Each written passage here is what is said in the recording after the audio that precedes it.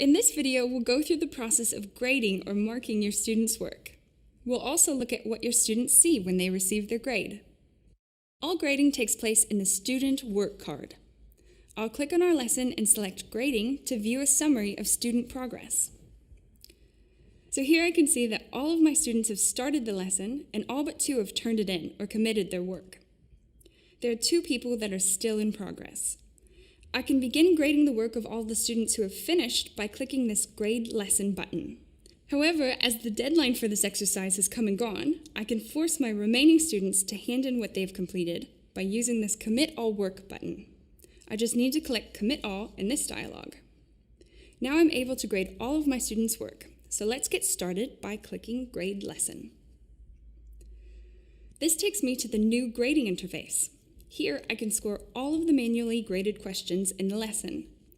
For each question, I can see the student's answer and a space for me to enter their grade. I can also enter feedback for the student here.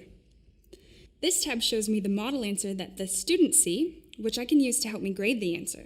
And this tab shows me the grading instructions that we wrote earlier for the question. If multiple staff are assessing the lesson, these guidelines are really useful for maintaining consistency with your grading. Just use the Next Page button to advance to see the student's next answer. In the header, I can see that I'm now grading question 4 on page 2 of the lesson. I can also see which student's lesson we're grading. To jump to another student or to any other question, we can click here to access the grading matrix. Here we can see all of the students' grades for each question, the maximum grade allocated for each question, and also see the total grade for each student. Ungraded questions are denoted by these dots. We can jump to any question by simply clicking on it in the matrix. For example, I'll click on the question on page 1 as answered by this student, and I'm taken directly to it. If you want to see the automatically graded questions, we can toggle Show Auto Grading to view their scores. We're also able to turn off the auto grading for an individual question and grade it manually instead by clicking on its lightning bolt icon. This action might be necessary if an author has accidentally ascribed the incorrect answer to a question, or if the question is poorly written or ambiguous. Click the icon, then OK, and now you can grade the question manually.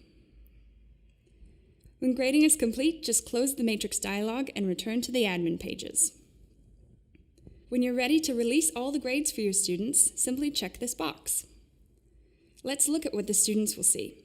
I'll switch into student mode and open up the lesson.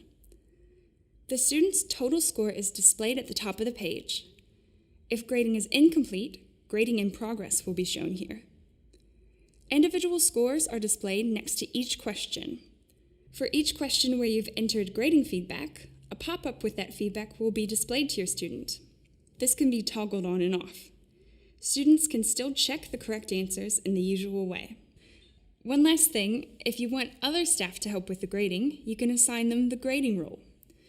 Other administrators are also able to help grade your lessons. In the admin pages, I'll select Staff Accounts and invite a colleague by entering their details. I'll also give them the grader role, which lets them manually grade your students' work, but it doesn't allow grader privileges like releasing grades to students. So that is grading in a nutshell. If you have more questions, please check out the help.